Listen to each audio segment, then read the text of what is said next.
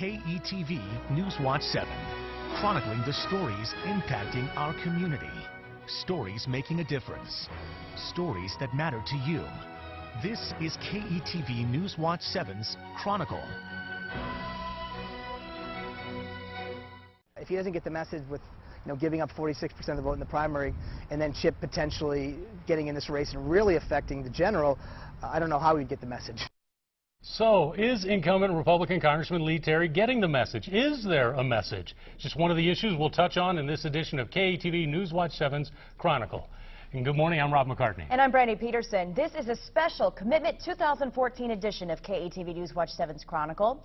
Today and next Sunday, we're focusing on Nebraska's 2nd Congressional District. And we invited both Republican incumbent Lee Terry and his Democratic challenger Brad Ashford to spend an hour each with us discussing the topics that matter most to them and to you. We flipped the coin to see which interview would air first, and we're starting with Congressman Lee Terry. First, a little background on what's happened in the past several months. In the May primary, Congressman Terry faced a tough race in his own primary, beating underfunded challenger Dan Frye by 2,700 votes, only a 6-point margin. And even at the Unity rally the day after the primary, Frye wasn't totally united with his party. To jump in line and say, okay, let's get behind the same thing that we've done for the last 16 years, really destroys the message that I had at the beginning of the campaign, doesn't it? Here's what I would tell you in an effort of unity. If you're completely comfortable and you're content with what's coming out of Washington and you want more of the same, then the congressman's your man. He is. We knew it was going to be a little tight, but we were just concerned on winning, and we got the victory, and I'm happy. Life is good. Now it's time to just look at the major issues and connect with the people of the 2nd Congressional District. Well, then in late May, Chip Maxwell, a fairly well-known Republican in town, entered the race as an independent. But 2 months later, in late July, he bowed out. This despite having collected more than enough signatures to make it on the November ballot. He would have presented a formidable obstacle for Mr. Terry, and so must have been under intense pressure by the Republican Party. Locally, yes. Oh, yes. There were Republicans. There were private conversations, so I'm not going to mention any names. Republican names that you would recognize. Please don't do this. Please don't do this. Maxwell says he will vote for Terry this November, but plans to run for Congress as a Republican in 2016. Well, that announcement clears the way for the matchup we now have between Terry and Ashford. But consider this question. Why would anyone want to run for Congress? Latest Gallup poll finds 55% of Americans strongly disapprove of the way Congress is doing its job. So Gallup followed up asking, do most members of Congress deserve to be reelected? And look at how low that number is right now. 19% of Americans think their representatives should be reelected.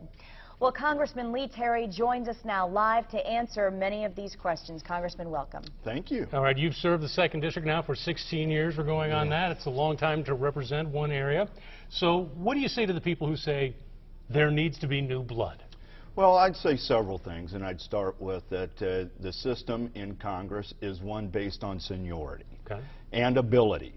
So 16 years allows me to be in a position to be a full committee chairman within the next few terms, but right now I'm a subcommittee chair, and in my committee, when it's the A+ committee, the #1 committee in Congress, it takes years to get to that position. What does that allow me to do? I'm in position now where I'm the one in the room negotiating the bills. I'm the one writing the bills. When I walk into the leadership meetings, my voice is heard, and so you finally get to that point when you're the seasoned member of Congress. And then also my accomplishments. So in this year I've gotten a couple of, well, I think 3 bills through the House of Representatives. 1 or 2 of them actually signed into law, poison control, and another one that will be signed into law when we get back on allowing direct foreign investment. Hopefully it's poised to get through the Senate. Let's hope that they finally get something done. But also then when you look at not only the bills that I've done, but the efforts in energy and in the economy, you look at what I've done for our veterans. Now, lay this out. I led the charge on a new cemetery That's under construction right now. They're moving dirt off Highway 50 in Sarpy County. That's an effort I led. Got a homeless shelter for veterans built when the VA wasn't interested in doing it. I led the charge to get a new VA inpatient hospital. And all of these are because of my efforts and the seniority and abilities that I'm working on. Yeah, but some people would say, they look back and they say, in '98 you signed a pledge that said, hey, I'll run 3 terms and that's it. And there are people with long memories who'd say, hey, you changed your mind. I mean, you were for term limits, if you will, back then, but now you're singing a different tune. Well, and I made that very clear. One of my goals and principles of life is just to be straight up and honest with people.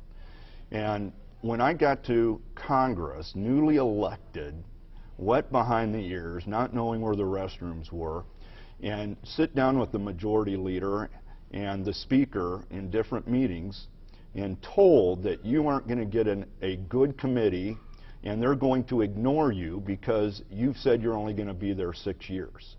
So from the first day I stepped into the Capitol, I was a lame duck, irrelevant congressman at that time. So I knew I had to do that, and I was the one that brought that out and said I have to break that pledge because I can't effectively represent this district with that hanging over me. So I'm the one that brought that out. I'm the one that stood up and said I made a mistake in signing that pledge, and now I'm in a senior position where I can be a lot more effective. So as a senior leader, with these accomplishments, why the discontent in your own party, you think, from Dan Frye, from Chip Maxwell? Well, people are frustrated with Congress in general, Brandy, and so am I. If I got the Gallup poll, I would say I strongly disagree with the job Congress is doing right now. And people are, especially in the Republican Party, are very frustrated that we're not getting the budget under control. We haven't been able to reduce spending at the level that we want. And a lot of that's because we've got a divided government. We pass bills in the House of Representatives, appropriation bills and budgets. Senate hasn't done any of that. And we make tough votes, but we can't get them to the president's desk. People want us to get things done, and it's just not getting done. So how are you different from your fellow congressmen and congresswomen who are part of the problem? How are you different? Well, take the 2 bills that will come up in my committee and subcommittee later this year, hopefully, or early next year. And that's a data security bill. From day one, I incorporated 2 Democrats and said, we all know that we need a cybersecurity, data security, breach notification bill. So let's work on it together at the very beginning. And that's the way I do with every bill, which is why my bills have a higher percentage of passing out of our committee, is because they're bipartisan by that time. So I was also named about 4 years ago one of the top 10 Republicans to work with. And yeah, there were some in my party that actually held that against me, but I think in the long run, that's an asset to be able to work with others and build a team.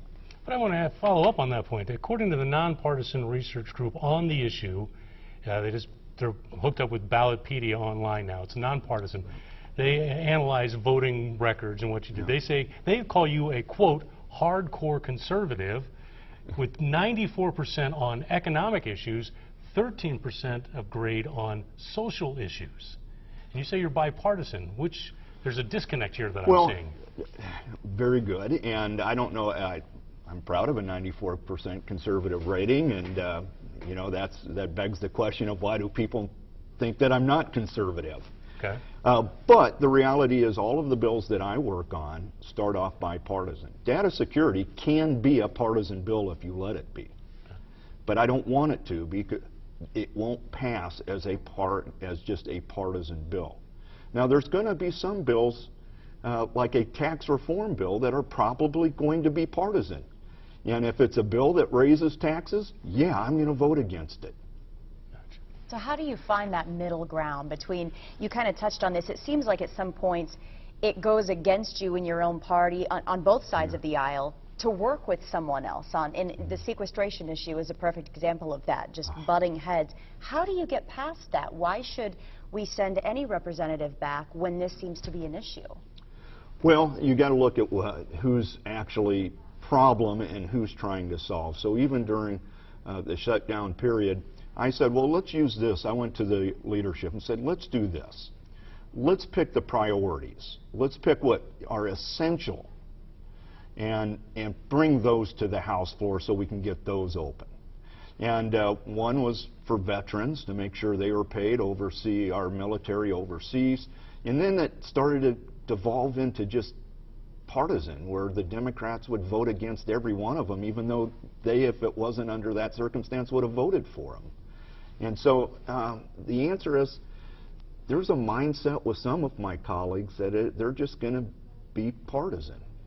And I think we need to get over that. But coming back to, when I write a bill, I invite the other side in from the very beginning. We're not going to agree on all of them, and we may have to compromise.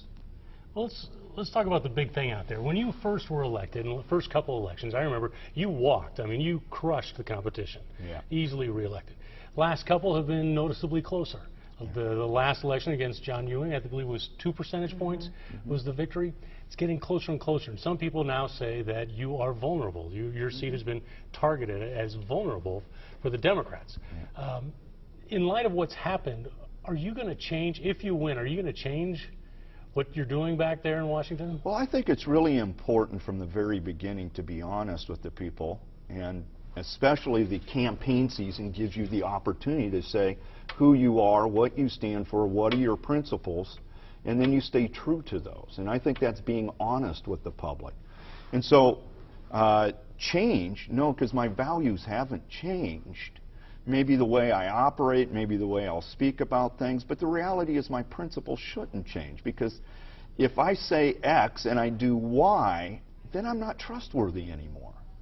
And then I think you're not being honest with the public anymore. Do you anticipate, if you do keep winning, career in Congress, or do you have a time in your mind saying, okay, one more term?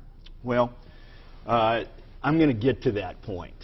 And I'll tell you something that only my wife knows right now, and now everybody will know. Some people wanted me to run for Senate last time. Open seat, you're the senior member of the delegation, you should go for it. There were 2 things that quickly made me say, I'm not going to do. And that was, one, if you win, you have to commit in the Senate to build up the seniority there. So that means you're committing for probably 18 more years, and I wasn't willing to. I didn't come here to make it a career. I'm running again because I have unfinished business in a lot of areas that I'd like to see done. So when I feel comfortable with that time is the time, then I'll go back to the private sector. All right.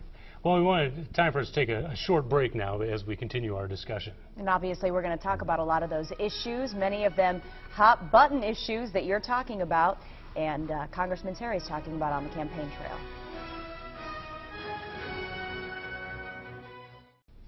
Just a month ago, we were the first to tell you how plans for a new VA hospital stalled. The department is battling busted budgets and construction delays in the Ford it's building right now. Congressman Lee Terry says he's fed up with the holdup and went public with a plan to get the money and break ground now. But current VA policies prevent this so-called build-lease plan from happening. But the only agency that refuses to do that, or at least won't recognize it, is our VA. Just days after that report, we learned our local VA dropped 10 spots to 28th on the list for a new building. Every year, for as long as Congressman Terry has been there, we're always on the list, but we continue to go down the list. And Brad Ashford calls Terry's plan conveniently timed for the November election. He even claimed the idea wasn't Terry's. Well, we checked. That is not true. The whole Nebraska delegation was in on the build-lease option when it was floated in private meetings. Terry took it public. Lee Terry, just last week, along with the other members of the Nebraska delegation, sent a letter to the new VA secretary saying, come to Omaha. You come here and meet with us and look at our hospital and review our proposal for a public-private partnership, because yet nobody at the VA has responded to us since or before. Well, we are talking with Congressman Lee Terry in a special one-hour edition of KETV Newswatch 7's Chronicle. I want to get into more of the issues. First, let's talk a little bit more about the VA Build Lease program. Where do things stand right now, Congressman? Well, we have some good news, and that's just like my campaign manager said, Kent. The new VA Secretary, Mr. McDonald, was approved by the Senate, and I had a letter to him saying, hey, we've had these series of letters. Here's the copies of the ones we wrote to former VA Secretary Shinseki, and we need to talk about this.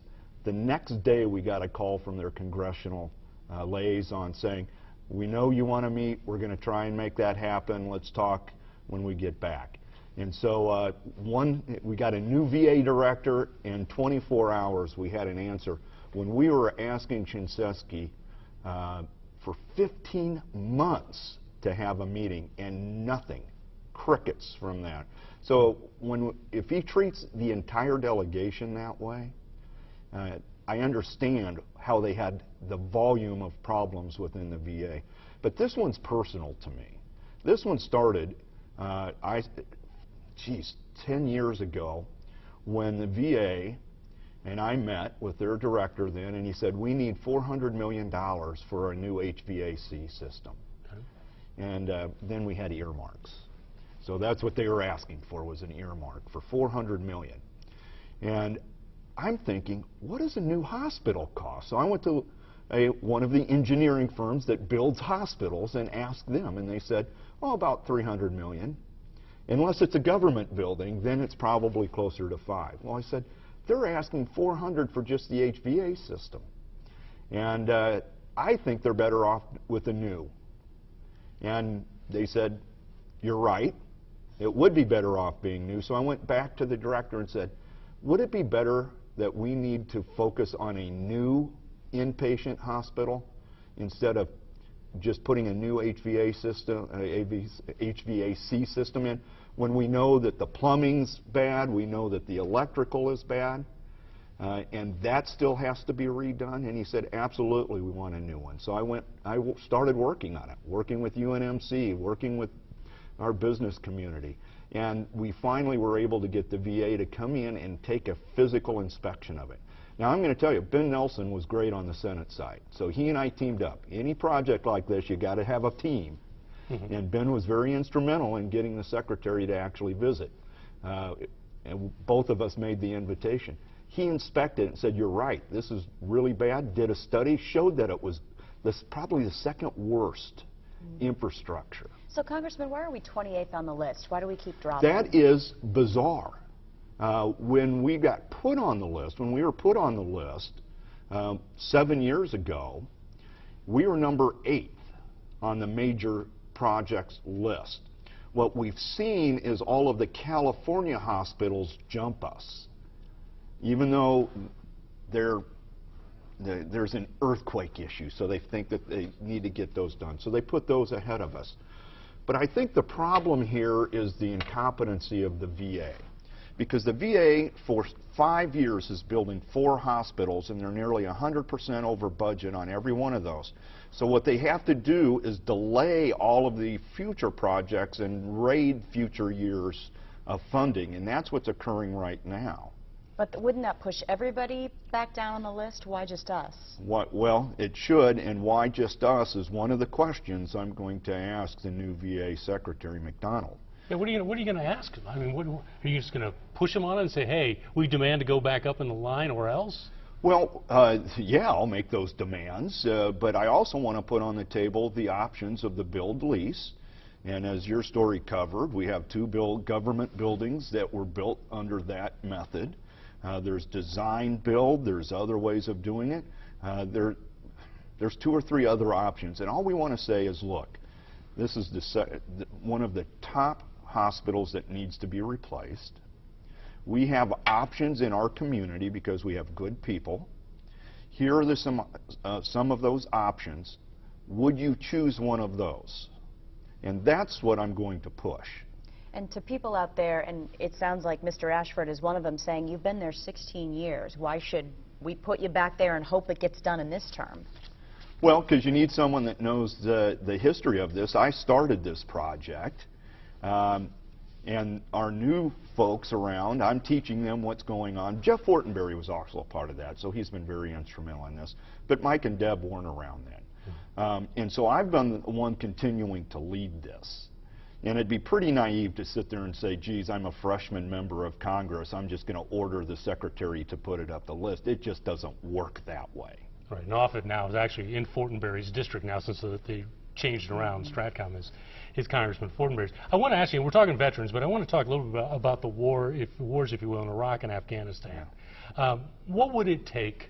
You voted to go to war, or for the funding for Iraq. No, we gave the authority to do it. And to go to war. And you also voted against pulling out of Afghanistan. Yeah. What would it take for you to support ground forces from the U.S. going back in Iraq now in light of what's Well, I'll tell you, I'm pretty burned out of losing our people over in Afghanistan and Iraq.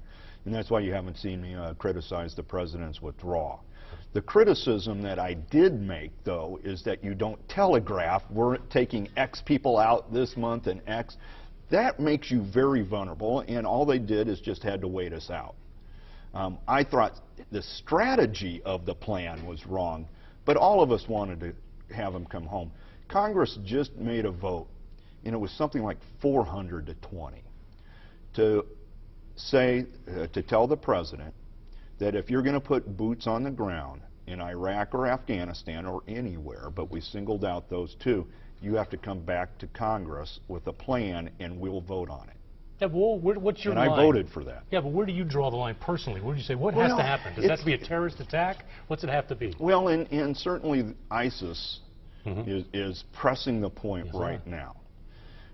And I approved and appreciate the president's decision to use airstrikes. Hopefully that will be enough.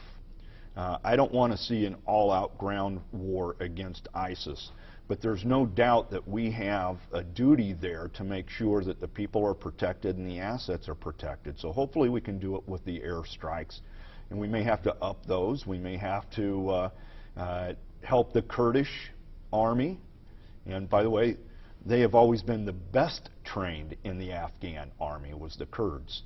And they're doing a great job right now, so maybe helping them. And there's a lot of ways to help the locals, like the Kurdish army, without having to have boots on the ground actually engaged in a military operation side by side. We can provide intelligence, we can provide back-of-the-room operations. So there's a lot of things we can do without risking more of our men and women. Shifting gears, immigration. Nebraska is one of the places where a lot of these children are coming, and we're housing hundreds possibly. We did a chronicle on it a couple weeks ago, and advocates say these kids, in a way, can be compared to the Yazidis in Iraq, that they are escaping a very dangerous fate, and we're treating them, you know, like they are criminals here. What's your take on the whole immigration situation, and where do we go? Well, I think they're immigrants that have come here without proper documentation. And so there is a set process for that. And one of the bills that the House passed before we went to our August work district, not vacation, but was to just say we're going to align the way we treat children with the same way that the law is for Canada and Mexico, that there's a set process. They won't have the long delays in the process. But if there is truly at risk, if you send them home, of violence, then there's also a process that can be shown, and then they would be able to stay, but they'd have to show that. So there is a process to protect them if they truly are like the Yazidis and are under the true danger, or like the South Sudanese who had a refugee status because there was a nation state that was bent on wiping them out. It almost sounds like it's a kind of an amateur or a junior league path to amnesty. And I know that's been a red flag. You know, you're saying, you know, the GOP has been completely against amnesty for immigrants, but is it sound what you're going with now with the kids? No, we just recognize that they're here, and there's a process that really delays everything for them in the by way of getting any level of help and treatment. So the bill also said you will get your health care treatment if you come over, and you'll get it. But there's another component too, and that was border security. What I hear from a lot of people is, geez, we had 67,000 children cross the border and our border is secure. That isn't computing with most people. And so it did show that we need a lot more security along our borders in this day of age. Not to stop the children, but to just, people are walking across without anyone there to know it. You know, these children had to go, and a lot of adults do, are actually walking around trying to find somebody. That's not border security, and we need to do that first before we go to the long-term strategy on immigration. You need to secure our borders first. Nobody now believes that our borders are secure. Let me ask you about minimum wage real quick, and we keep shifting gears, so we got a lot we want to go through. Minimum wage, you voted against the increase in the minimum wage. Yeah. I've talked to, the governor here said before, told us, he said, hey, maybe it's time to raise the minimum wage. This is a guy in your own party. Yeah. Saying maybe this is time. It's been long enough.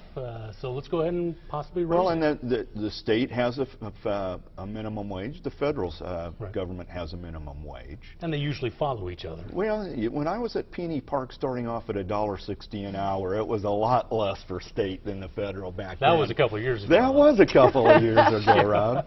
But so here's how I look at it. First of all, when we look at who's actually earning minimum wage right now, only 3 to 4% of hourly workers are earning a minimum wage or below, a state minimum wage. And out of that group, only less than 10% are head of households. So most of those earning a minimum wage are like my 16-year-old son at a local grocery store. All right? Okay. Those starting jobs like me in Peony Park and Exarban. My son's the same way, yep. So the key to me is if we're really going to help people that need to be lifted up, it's not an issue of the minimum wage, it's the issue of the skills that are necessary. Because Brandy and Rob, we have open jobs in Omaha, hundreds, that start at $20 an hour. So some people want to talk about 10. I'm thinking, how do we provide the skill training, the job training, so they get the skills to earn $20 an hour or $25? There's billboards for welders right now. You can go to every one of our manufacturers in the metropolitan area. The lowest I've heard paid is $18 an hour, and they all have job openings. So one of the bills that we passed just a month or so ago was a Skills Act that reformed our job training programs to be able to teach or support, like if you want to go to Metro for welding and earn $50,000 a year or more, that you would receive money for the training. And I think that's more humanitarian to teach them the skills necessary to earn way more than the minimum wage and be able to get into the middle class and support your family. It's all about teaching the skills. We're missing the mark. Well, obviously, we are just getting started here. So much more to discuss. We have another 30 minutes to come on KETV News Watch 7's Chronicle. Yeah, up next we're going to talk with Congressman Lee Terry about the tornadoes that leveled Pilger, efforts to rebuild, and also his efforts to use wind for good.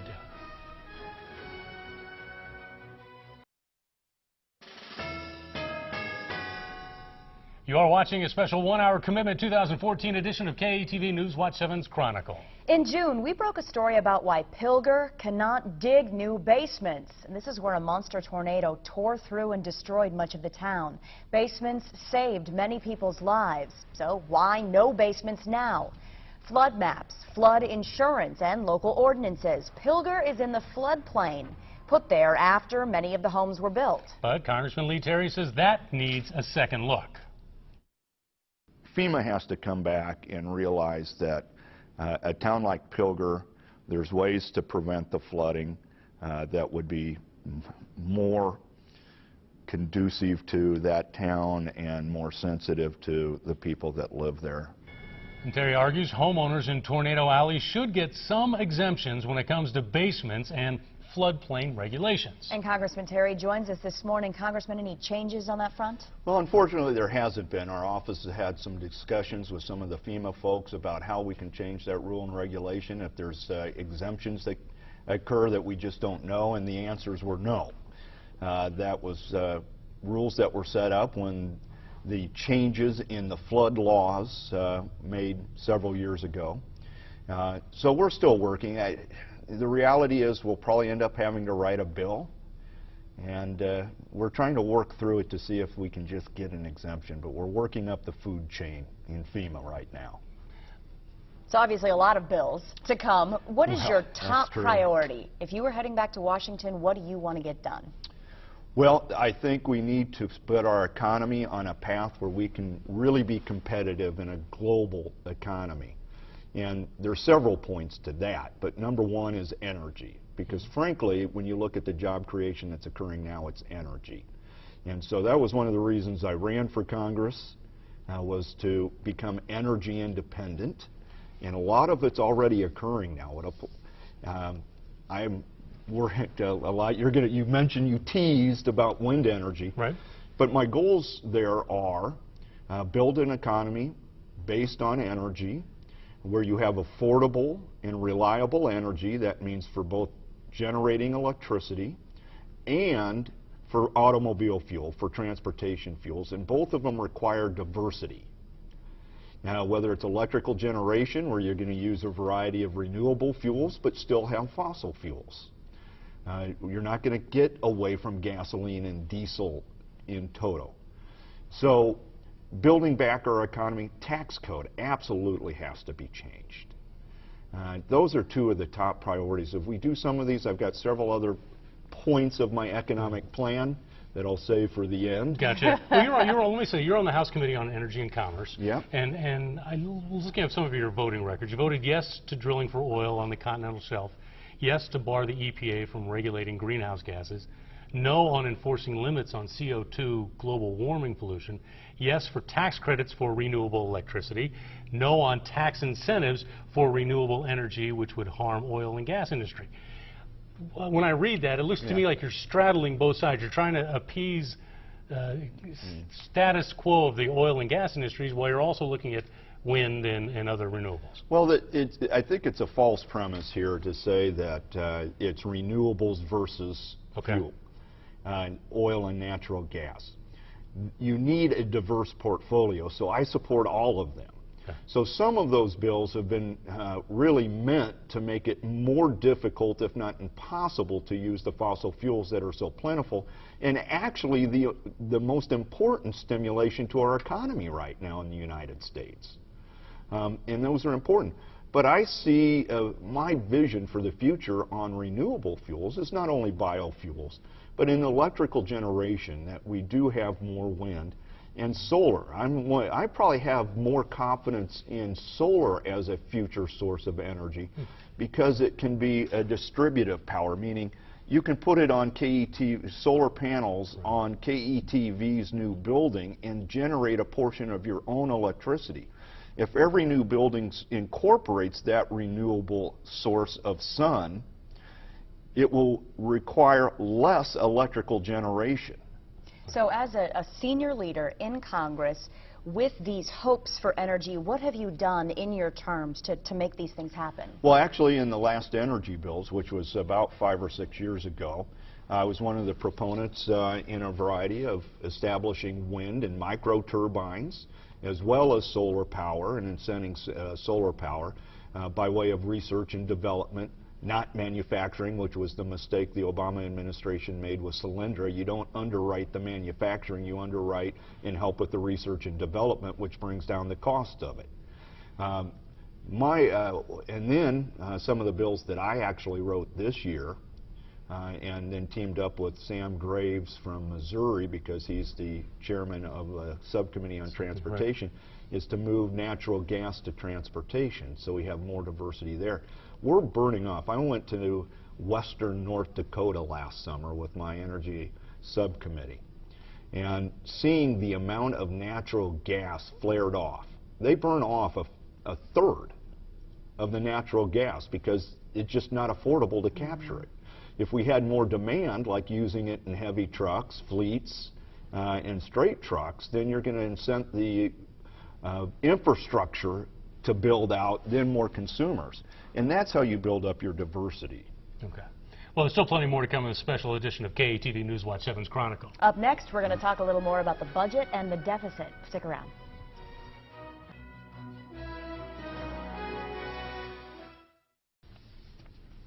Well, this past year has not been without a few stumbles and very public apologies from Congressman Terry. And most recent was in April when he made a joke at a hearing on the Hill for General Motors. I'm sorry for being late, but my plane was canceled for mechanical reasons, probably an ignition switch.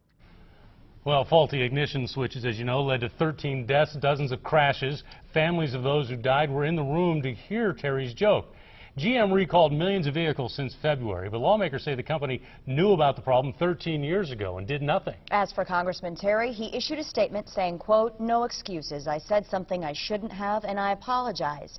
Terry added he thinks everyone can understand what it's like to say something and not be able to take it back. But that wasn't his only misstatement. Back in October, during the federal government shutdown, Congressman Terry drew national criticism after saying he would put his needs above others in crisis, had no plans to give up his congressional salary, but later issued another apology saying that was not leadership, not how he was raised, not in his nature, and not what he wants to teach his sons. Well, we are joined now by Congressman Terry. And Congressman, when you hear and see some of the dirty laundry we're just airing out here, I can't imagine it's comfortable looking back on those moments. No, it's not comfortable at all, and those are huge gaffes for me, and it isn't what I represent. And so the apologies were sincere.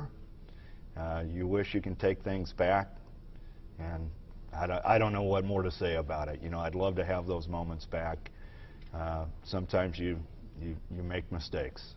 All right, let's talk about the budget now. The debt limit, you voted against the bill, saying it fails to cut spending. But until something's done, won't this issue continue to surface again and again and again? Say that again? No, if we don't do something about the spending and the issue, I mean, it's absolutely. we're going to be looking at sequestration or government shutdowns every other year. Well, first of all, we need to do regular order in Congress, and that's what's not occurring, and that comes back to the original question about people deservedly being angry at Congress because we aren't dealing with those type of issues. What I try to point out is that we in the House are trying to do the regular process, which means we do the budget. We took a budget vote. And I'll tell you, budgets are hard votes because you sit there, you're saying, here's the plan that we have to reduce spending. And you vote on it. You put your card in and you push yes or you push no. And I push yes because we have to have the plan. What business, small or large or family, doesn't have at least some budget roadmap for themselves? But Congress hasn't passed one in 6 years. I should say Senate hasn't. So we take the hard vote in the House of Representatives. We send the budget to the Senate, and it sits on Harry Reid's desk. Yes, a budget means you have to take a stand on controversial spending issues. And Harry Reid is being political. He wants to make sure that none of his incumbents on the Democratic side will take a tough vote, which is why they've only had 120 votes in the Senate this year, when the House has had well over 400, 350 of them still sitting on Harry Reid's desk. The other part of that is that we have 8 of the 12 appropriations. Once you do a budget, then you actually have to have a bill to fund those that you budgeted. The real dollars are laid out in the appropriation bills, and we've done 8 of the 12. The Senate's done 0. We can't reduce the spending. We can't have a plan to get to a balanced budget, which is one of my goals, unless you're willing to take the tough votes. Now, one of the things that Mr. Ashford said a way to cut spending was to get rid of pensions, get rid of health care for congressmen. What do you think? Well, sure, that'll be about 1 billionth, or I don't know what it would be, but it wouldn't really resolve the issue. Members of Congress are treated by way of any of those type of things as every federal employee. The reality is what Congress would have control over, which is about 26% of the budget. We have reduced that. Real dollar reductions, not the fake we expected to do 10% increase, but we cut it to 5 so we save money. We're talking about less dollars than the year before. 3 times now. And that's important to show that we're moving in the right directions. The other part of the budget, the other 60% plus, are things that aren't under Congress control. They run on autopilot. And those are the ones that are increasing at nearly double digits per year. So we have to be clear that if we're really going to close the $500 billion deficit to zero and stop the deficit spending and adding to our national debt, we're going to have to make some tough decisions about the future of some of our programs. Not whether or not they're going to exist, because we want to make sure that Medicare and Social Security are there for our seniors, and Medicaid is there, but we need to make some changes so we can manage the dollars better. And right now, the politics doesn't allow us to do this, even though if you look at our budget, we lay out a plan to protect the seniors, but yet reduce the outlays. But can't you send a message with your own pension and your own pay? Sure. Because you have to understand what the... Rob, nobody, 435 of us in the House, I'll guarantee you, no one is there because of a pension. You want to wipe them away? I don't care. Okay. That's symbolic if you're trying to reduce the budget. I don't care. Do it. I don't care. I'm there to make our country a better place. What would... We're talking about it's going to take this, it's going to take this. We have to start doing those things. So who does that? Who is our elected representative? Is it our senators? Is it we need a new president? Is it, you know, what do we do to make those changes happen then? Well, the voters have to stand up in certain areas of our country and say, my representative has been part of the problem. Nevada, let's say. When people say, you haven't passed a budget, well, the House did. And we sent it to Harry Reid. That's the process. And he refuses to bring it up. So what I'm asking the voters here is, judge me on what I've done. Because I voted. I took the hard votes. People have said reduce spending. I took that vote. I like taking that vote because I share in that goal. All right. Well, up next we have more of our conversation with Congressman Terry. Including questions you wanted to ask. Stay tuned.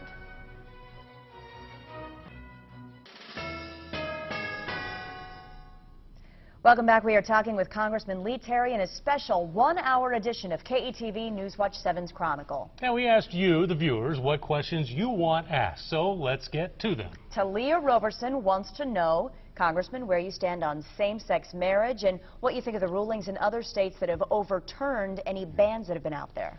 Well, I'm a traditional marriage guy, and I've looked at those decisions, and the courts are going against my views, but the reality is there's a lot of other priorities that are necessary in our community.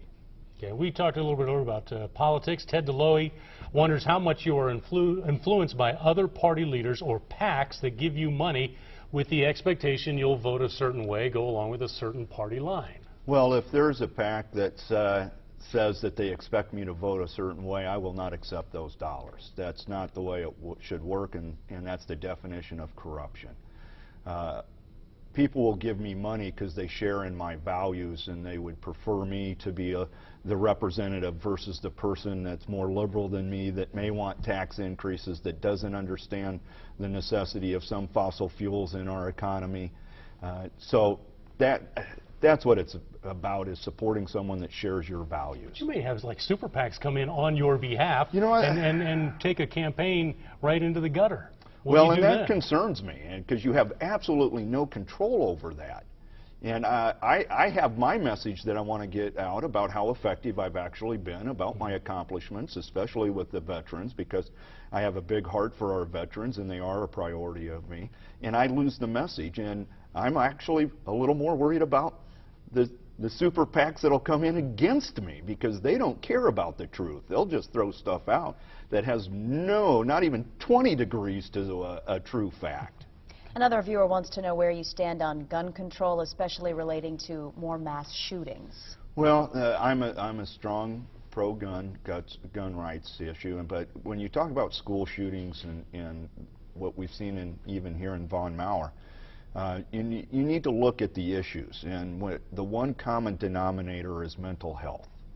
And so when you look at what we need to focus on with that one common denominator is what do we need to do differently with our young people with mental health? We have to do something different, because if they have progressed to the point where they're acting out at that level, then we have done something wrong. And so our committee has actually worked, a psychologist that's on my committee, Dr. Murphy, has actually wrote a very comprehensive mental health bill that focuses on children.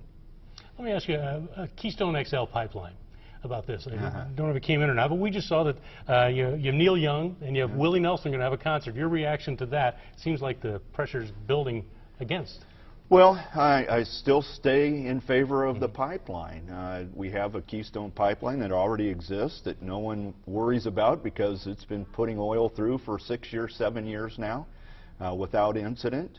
This is a big component to our energy security and our energy independence. Buying oil from Alberta is, well, it seems a lot better than Venezuela or the Middle East to me. And by the way, we're almost on the 6th birthday of the filing of the permit. Happy birthday, Keystone Pipeline permit. Thank you, Congressman. We'll be right back with some final thoughts from the Congressman. First, though, your comments are an important part of this show. We want to hear from you. There's our phone number right there. Remember, speak clearly. We may use your comments on air. You can always email them to KETV.com on the Chronicle link. Love to hear from you. Let us know what you think, and we'll be right back. Welcome back to the Special Commitment 2014 edition of KETV News Watch 7's Chronicle. This morning we've talked with Lee Terry about economy, jobs, VA, immigration. But now, Congressman, it is your turn to speak out. We have got about 2 minutes for you to talk directly to Nebraska voters about what matters most to you. Well, thank you. And I think the future of our country, the future of our children and grandchildren is what's most important to me. And that means the opportunity to prosper and do what our children and grandchildren, you know, their dreams and their hopes. And that means we have to focus on the economy to make sure that the jobs are available for them. And a 4-point plan. First of all, it's focused, the cornerstone is energy. We have to realize that we need affordable and reliable energy in our economy so that we attract the type of middle-class jobs that can support our future. Secondly, I think we need to look at our tax code. Right now, the president's even talking about what's called inversions. That means that companies are leaving. They're moving their headquarters out of the United States because we have the highest tax code in the world. And businesses are leaving so they could lower their tax rate. So we're losing business because of our tax code. And in my committee, I did a year-long series on manufacturing and how to grow manufacturing in the United States. The number one issue besides energy was skilled workers. We need to provide our workers, our young people, the skills necessary to walk into a manufacturing facility today and earn $50,000 or $60,000, or a steel mill that starts at $77,000. The last is rules and regulations really do matter, and a lot of the businesses told us that they're tired of dealing with city regulations, county regulations, state regulations, federal regulations, and told stories about how state and federal actually conflict with each other. So we have to streamline our rules and our regulations that are really drowning our small businesses. They can't grow and prosper, and frankly, we rely on our small businesses to grow the jobs. That's where the job growth is in our economy. I'd appreciate your support and your vote on November 4th. All right, Congressman, thank you very much. That is our show this morning. We hope to see you back here next Sunday for our hour-long discussion with Lee Terry's challenger, Brad Ashford. And remember, we will post this show and next week's online at KETV.com. Just go there and click on the Chronicle link. Also, make plans now to vote. As Congressman Terry said, the election is November 4th. And remember, we always post Chronicle online if you want to watch the episode again. Thank you for watching. We'll see you next week.